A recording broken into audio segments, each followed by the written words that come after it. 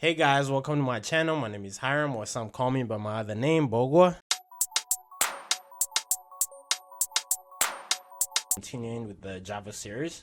The last tutorial that I had was covering Hello World application and showing you the basics of creating a Java class, compiling and running the Java class. If you haven't seen that tutorial, please go watch it. I'll put the link in the description. For today, I'm going to be covering primitive variables. Just to give you a background, variables are what we use to store data. So with that, let's go ahead and get started. I'll start by creating the class primitive variables.java. That's what I'll call the class. And as you can remember, we define the class by public class primitive variables, right? Next, I'll define the main method. Remember, the main method is what's required by every Java application. It's where Java starts execution from. So it's public static void main string arguments. And again, I'll cover that later down the road. So with that, let's just print out a statement, system.out.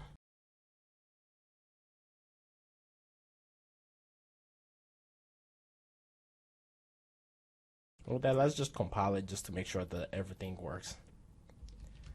Java C primitive variables.java, and it's good. Okay, let's just begin with the first type that I'm going to cover, and that's the char. And I'll call this char single character variable.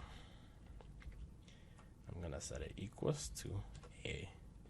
Now, as you can guess, a char stores a single character.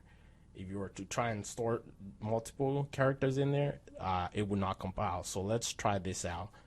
Let me print it out.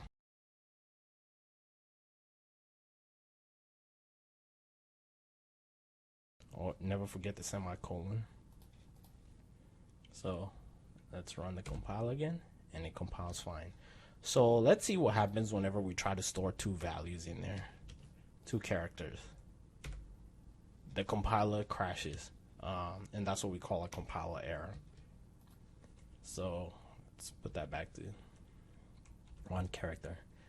So as you can guess, the char can store any single character. It has 16 bits. So in programming, we have bits, which are ones and zeros. A char can store 16 bits. So that's 16 different combinations of ones and zeros. Let's go to the next variable that we're going to look at. That's going to be the short. I'm going to call this short type value or variable. And then this one stores numbers that range from 32,000 to negative 32,000. So for now, I'll just do 2,000. And then I'll print it out.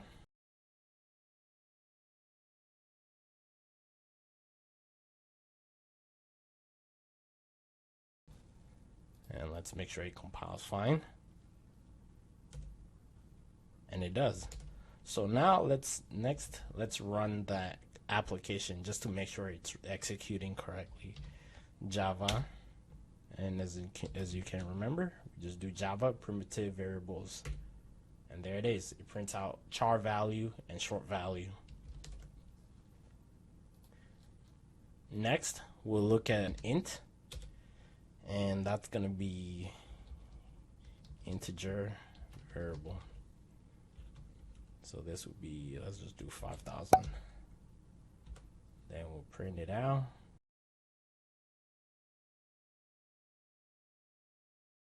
So let's make sure it compiles fine.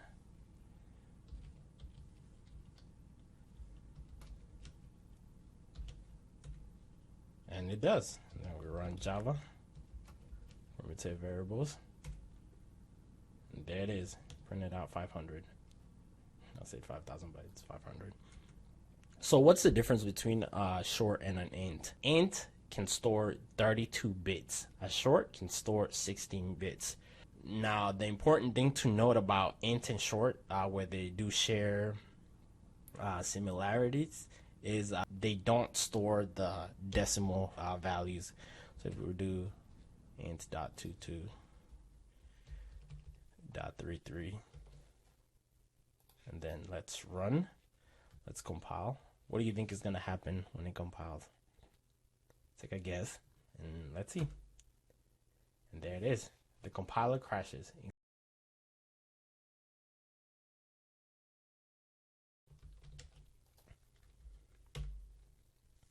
There it is.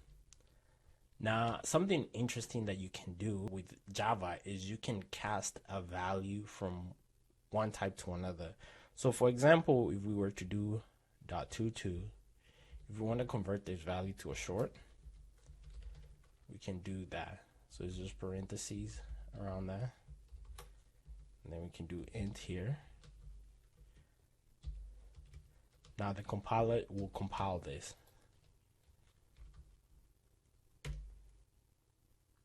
Now, why did that work? Well, we've told Java, drop off the 0.22, drop off the decimal values, as we don't care about that, and convert this number to an integer and convert this number to a short. Let's execute that the program and see what happens. And there it is. Next, we'll look at the long, and this will be long variable equals.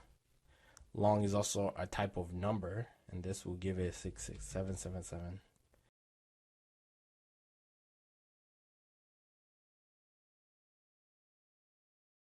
Okay, now what is the difference between a long and an integer and a short? A long can store up to 64 bits, so it has a bigger range of values that it can store. Let's fix that.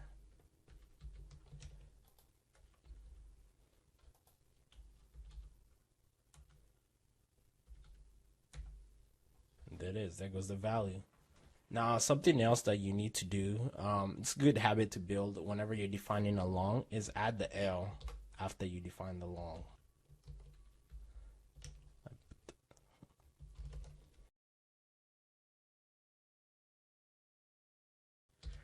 And then Java.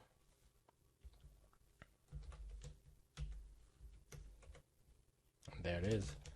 So the L just tells the system that, hey, this is a long value. The next variable type will be the float.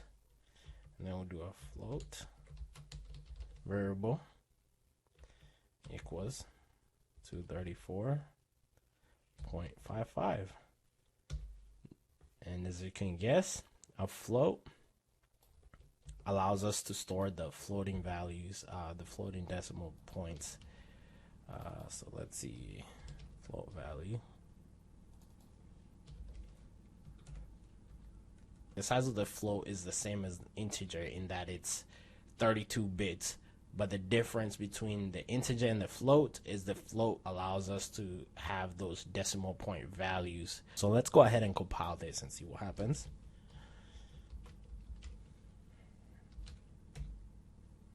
It failed to compile. Guess why? That's because in the float value, similar to the long value, we should have an F telling the system, hey, this is a float value. So now if we compile it,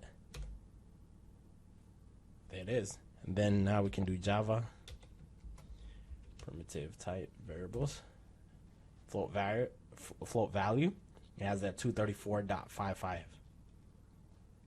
And that's why it's important to get into the habit of, adding that L at the end of long. That way you also don't end up missing the F in front of float. We'll go ahead and look at the next type, and that will be a double. Now float is, again, 32 bits. Not a float.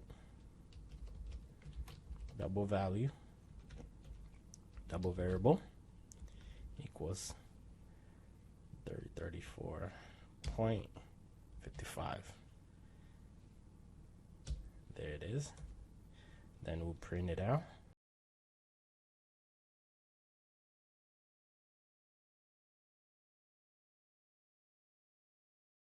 Let's go ahead and run it.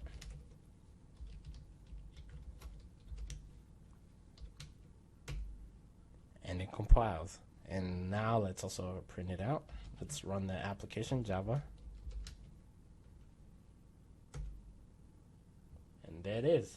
Application executed fine. So the interesting thing to know about the double is you do not need to add a D or anything like that here. You simply just define it as a double variable. Typically, what I've utilized, I would say 90% of the time that I've developed has been double variable and integer variable, and then you might utilize char. But it's important to remember that whenever you're using a long or a float, you need to add that L or F. The benefit of using the double is you don't have to add that, and you also get the benefit of having the decimal point precision. With that, there's also one more final type, and that's a Boolean. And this will be Boolean variable equals true.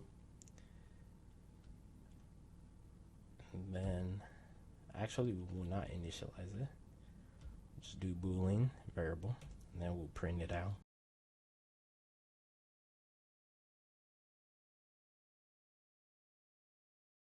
Now let's see what happens whenever we do not initialize the variable.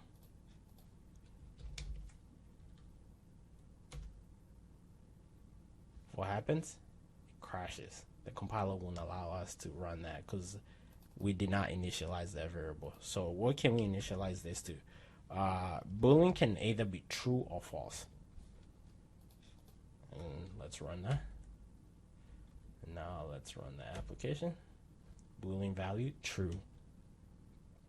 Or we can initialize it to false.